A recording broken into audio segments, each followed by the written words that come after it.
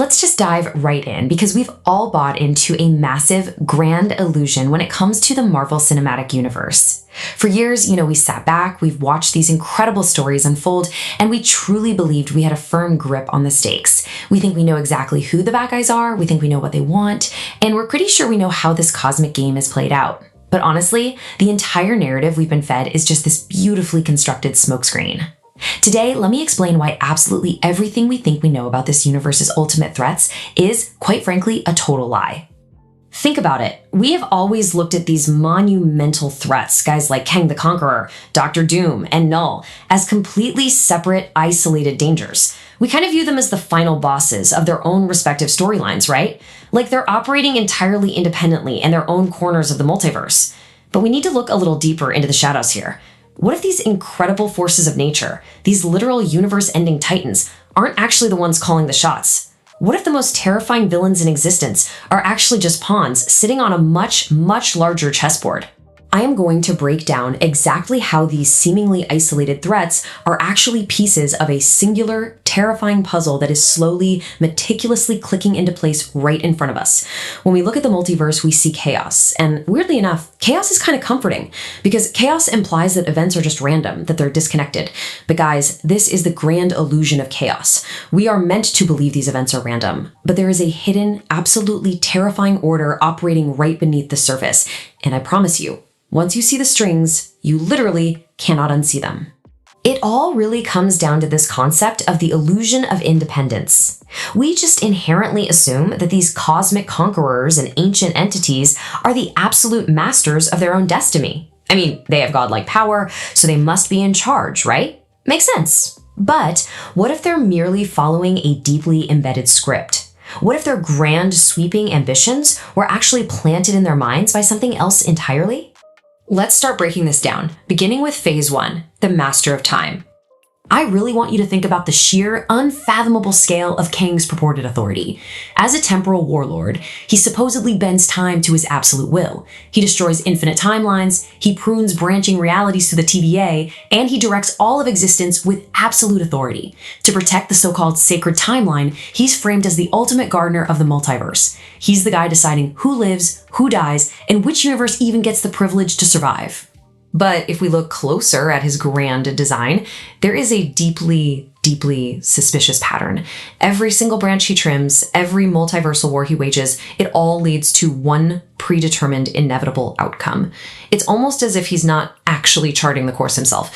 Rather, it's like he's being pointed in a very specific direction by an invisible compass. When you really analyze it, his timeline management feels way less like independent rule and a whole lot more like he is desperately trying to fulfill a very specific quota. And so this brings me to a truly terrifying realization. If Kang is just a player, if the Master of Time itself is essentially just a middle manager in the cosmic hierarchy, then the true game being played is on a scale we cannot even begin to comprehend. If Kang thinks he is out there writing time but is actually just reading a script, well, who wrote the script? That seamlessly brings us to phase 2, the architect of reality. Now let's step into the domain of a man who doesn't just want to win. For Victor Von Doom, it's never just about winning a battle. It's about total, unyielding, absolute control over existence. I've always found Doom fascinating because his mind is a weapon that is constantly one step ahead of reality itself. He looks out, he sees the inherent flaws in the universe, the messy chaos of the multiverse, and he genuinely believes he is the singular savior fit to correct them. He wants to rule over it all with an iron fist simply because he thinks no one else is qualified. Dr. Doom represents the supreme convergence of apex scientific genius and unmatched mystical mastery. By commanding the absolute pinnacle of human science and simultaneously diving into the darkest, most ancient depths of magic, he has successfully bent all of reality to his will time and time again. I mean, from creating Battleworld to his grandest triumphs, he literally rewrites the fundamental laws of physics to serve his own personal vision. But I have to ask myself, and I really want you to think deeply about this with me, is this relentless ambition organically his? Doom's ego is legendary. It's arguably the largest ego in the entire multiverse. But what if that ego is a designed flaw? Actually, scratch that. It's more like a backdoor installed into his psyche. What if his incredibly brilliant mind is being manipulated by an unseen architect who specifically needs reality to be destabilized and reshaped exactly the way Doom breaks it? Think about the massive, mind-bending implications here. If even Victor Von Doom, the ultimate master of reality, a man whose sheer willpower has literally held fractured universes together with his bare hands, if he is just a pawn on the board, the scope of this hidden plan is absolutely chilling. It means the puppet master is capable of hijacking the greatest intellects in all of existence without them ever once realizing they are being steered.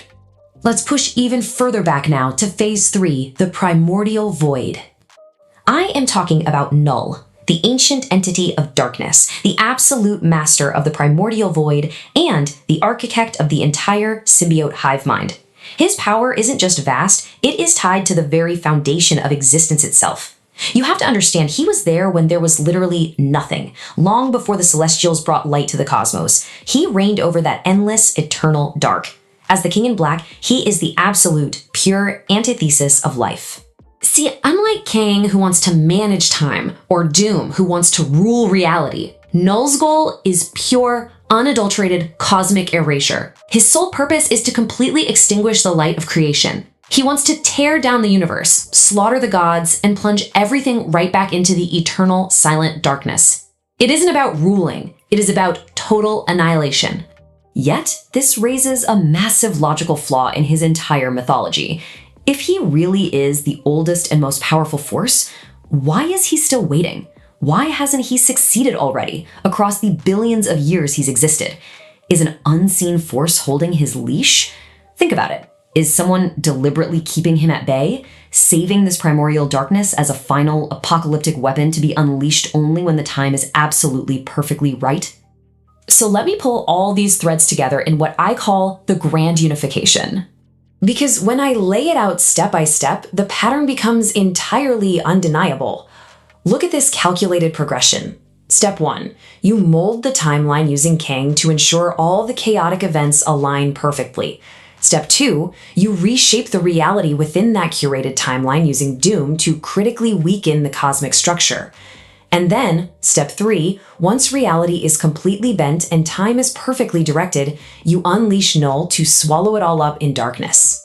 Time, reality, darkness. These aren't 3 separate villainous campaigns. They absolutely never were. They are 3 highly specific domains being systematically conquered in a tightly orchestrated step-by-step sequence. It is, quite literally, a cosmic algorithm designed for ultimate annihilation.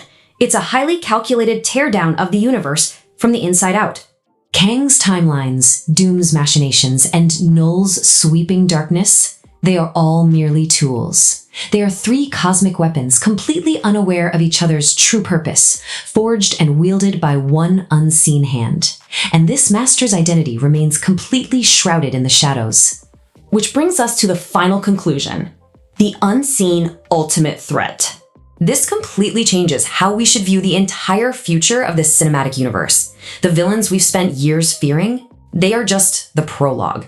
Everything we have witnessed so far, every massive battle, every heartbreaking sacrifice, every universe-ending threat that our heroes barely survived has just been a warm-up act for the real endgame. We are basically just waiting for the curtain to drop. We're about to meet an entity that makes the masters of time, the kings of reality, and the gods of darkness look like mere foot soldiers.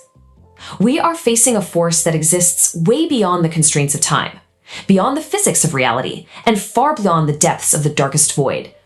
So, I want to leave you with this final, chilling thought. Once this hidden architect finally steps out from the shadows and reveals themselves, will any hero actually be able to stop them? Or will we realize, in that final, quiet moment, that the ultimate trap was already set, and the game was lost long before we even knew we were playing? Keep your eyes open. The true story hasn't even started yet.